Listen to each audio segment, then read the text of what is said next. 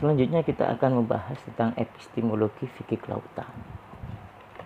Secara sederhana, yang dimaksud dengan epistemologi fikih kelautan adalah bagaimana caranya mengetahui pesan-pesan syara atau syariat yang terdapat di dalam Al-Quran dan hadis sehingga dapat diaplikasikan dalam berbagai perbuatan. Dengan kata lain, bahwa epistemologi fikih kelautan berarti sumber pengetahuan tentang fikih kelautan itu sendiri. Dari mana sumbernya? Itu yang pertama. Yang kedua, tentu penalaran yang digunakan dalam rangka menghasilkan sebuah produk hukum atau fikih kelautan itu sendiri menggunakan 3 pendekatan dalam penalaran sebuah hukum. Yang pertama yaitu penalaran bayani.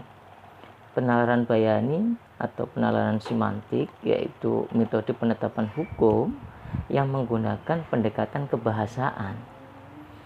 Dalam ilmu usul fikih ini sangat panjang dibahas di usul fikih, dalalatul alfaz dan sebagainya ya.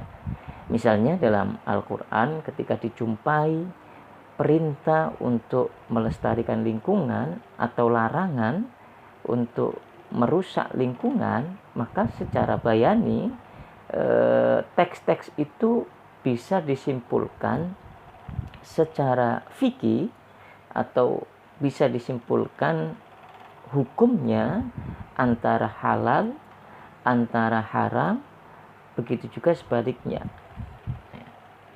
Jadi disitulah peran penalaran bayani. Yang kedua penalaran ta'lili atau analogis. Ini seringkali digunakan oleh para ulama yang seringkali menggunakan pendekatan kiasi.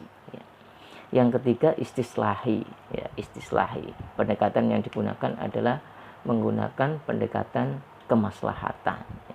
Tentu istislahi di sini merupakan kemaslahatan yang oleh teks tidak disebutkan secara langsung untuk menyuruhnya, memerintahkannya, atau juga tidak dilarang secara tekstual untuk menghindarinya, sehingga disebut istislahi atau dalam ulama usul ada maslahah mursalah, dikatakan ada kemaslahatan karena sesuai dengan maqasidus syariah, tetapi tidak dinyatakan dalam teks secara langsung ya. Itu sebabnya pendekatan istislahi itu adalah penalaran kemaslahatan yang oleh teks tidak ditunjuk secara langsung, baik ditunjuk secara langsung melarangnya atau memerintahkannya ya.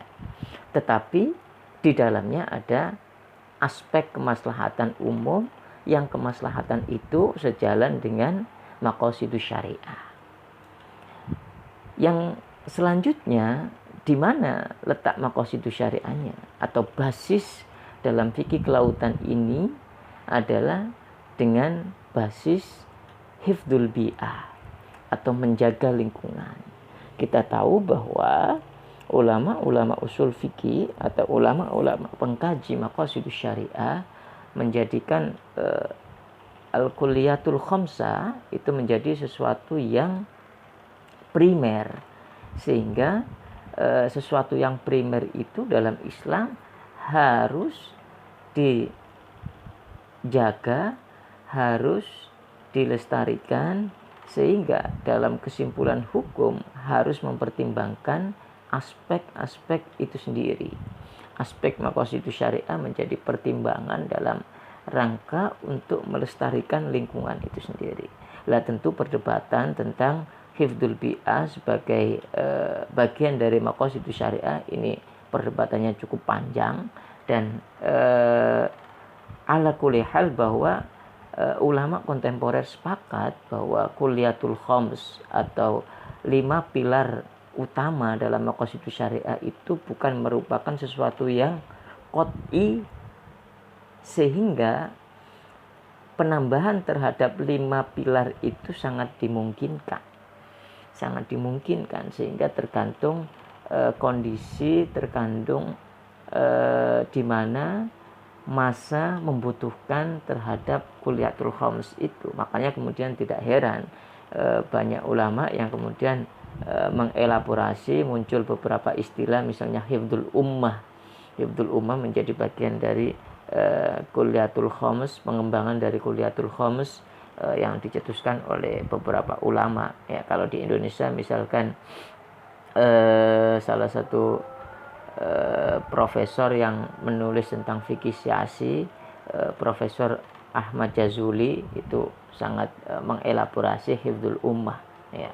Kemudian hifdzul bi'ah juga banyak tokoh yang menulis tentang hifdzul bi'ah, sehingga dengan basis maqasidus syariah, dengan pendekatan hifdzul bi'ah ini menjadi pertimbangan dalam melahirkan sebuah produk hukum, maka secara umum maka epistemologi fikih kelautan itu bersumber dari dalil akli dan dalil nakli sekaligus dengan pertimbangan maqasidus syariah atau hifdzul bi'ah sebagai basis dalam membangun fikih yang ramah lingkungan.